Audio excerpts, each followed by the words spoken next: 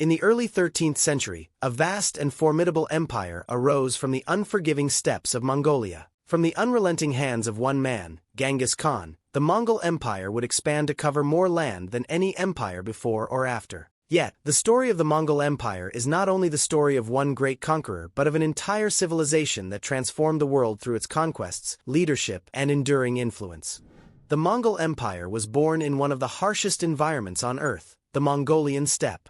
In the vast, wind-swept plains of Central Asia, the tribes of Mongolia lived in constant conflict with one another, fighting over resources, land, and power. It was in this volatile world that a leader named Temujin emerged, a man destined to reshape the very landscape of history. Born around 1162, Temujin's early life was marked by hardship. His father, Yasuji I, was poisoned by a rival tribe when Temujin was just a child. His family was left vulnerable and impoverished, abandoned by their own people. Despite these difficult beginnings, Temujin's intelligence and resourcefulness would set him apart. He understood the precariousness of tribal power and soon realized that the fragmented Mongol tribes needed to be unified under one leader if they were ever to achieve greatness.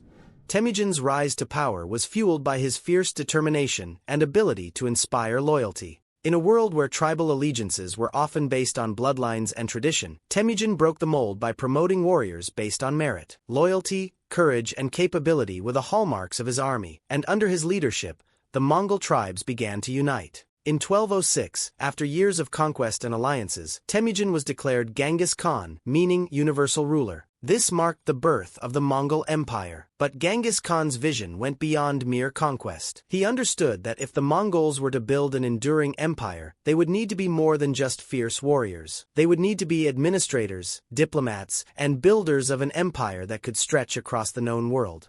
Under Genghis Khan's leadership, the Mongol Empire began its astonishing expansion. His army, though small compared to the empires they faced, was unmatched in speed, agility, and discipline. The Mongol cavalry, particularly their horse archers, became the core of the Mongol military machine. These warriors, mounted on swift horses, could outmaneuver any enemy and strike with deadly precision. Their tactics of feigned retreats, ambushes, and lightning-fast raids were devastatingly effective. One of the first major conquests of Genghis Khan's reign was the Khwarezmian Empire, located in what is now Iran and Central Asia. In 1218, the Khwarezmian Shah insulted Genghis Khan's diplomats, resulting in the execution of several of his envoys. In retaliation, Genghis Khan sent his forces to destroy the empire. What followed was a campaign of unparalleled devastation, as the Mongols systematically razed cities, massacred populations, and crushed any resistance. The Khwarezmian Empire was obliterated, and the Mongol Empire's reputation for brutality was cemented.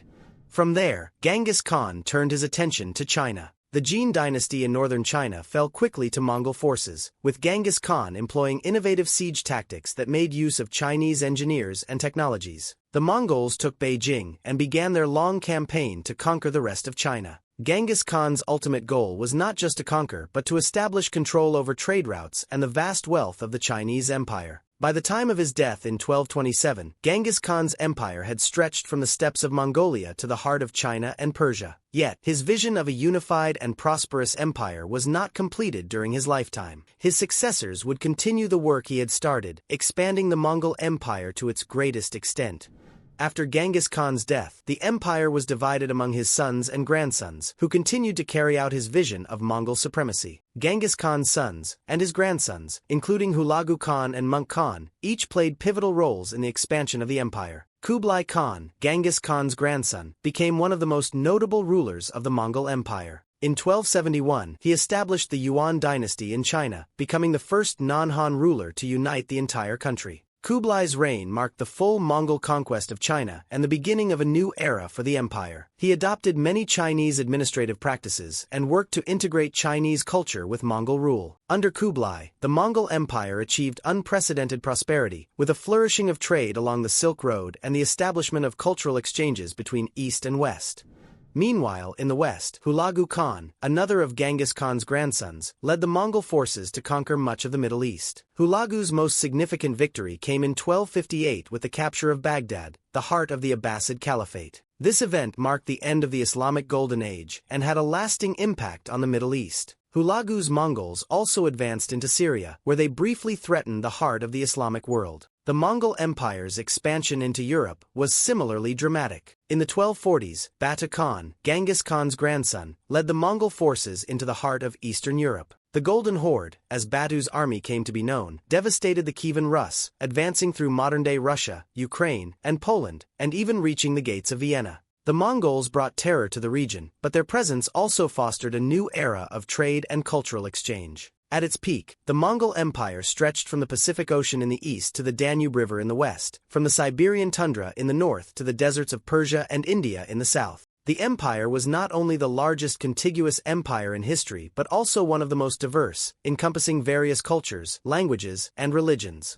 While the Mongols are often remembered for their brutality and conquest, their empire also brought about a period of relative peace and stability across Eurasia, known as the Pax Mongolica. This period of peace allowed trade, culture, and ideas to flow more freely across the vast expanse of the Mongol Empire. One of the most significant legacies of the Mongol Empire was its role in facilitating the Silk Road, the ancient trade route that connected the east to the west. The Mongols created a secure environment for merchants, travelers, and diplomats to move across vast distances. This led to a flourishing of trade in goods such as silk, spices, and precious metals, as well as ideas, technologies, and religions. Gunpowder, the compass, and printing technologies, all of which originated in China, spread westward due to Mongol dominance. Furthermore, the Mongol Empire encouraged religious tolerance. Despite being a nomadic warrior culture, the Mongols allowed a variety of faiths to flourish within their empire, including Buddhism, Christianity, Islam, and Taoism. Genghis Khan himself believed that the diversity of religions could be an asset to the Mongols, and his successors continued this policy of religious tolerance, which helped to maintain peace and unity across the empire.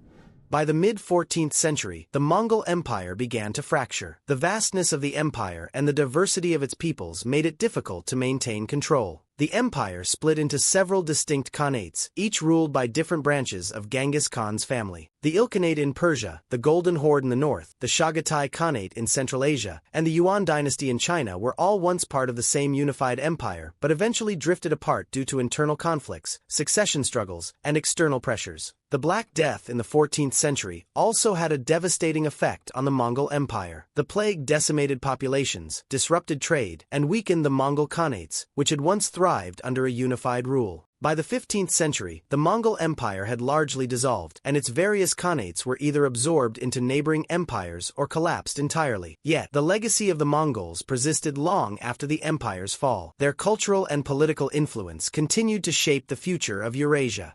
The Mongol Empire, under the leadership of Genghis Khan and his successors, was a force unlike any the world had ever seen. It was a realm of unimaginable power, stretching across continents and bringing together peoples from diverse cultures. The Mongols' legacy is not just one of conquest, but of the exchange of knowledge, culture, and ideas across Eurasia. From the reign of Genghis Khan to the dynasty of Kublai Khan, the Mongol Empire forever changed the course of history. It connected the East and West in ways never before imagined and left a lasting mark on the world, from the spread of technology to the creation of new trade routes. The Mongols may have ultimately lost their empire, but their influence remains embedded in the fabric of the modern world. Their story is a reminder of how power, vision, and legacy can shape the course of history for centuries to come.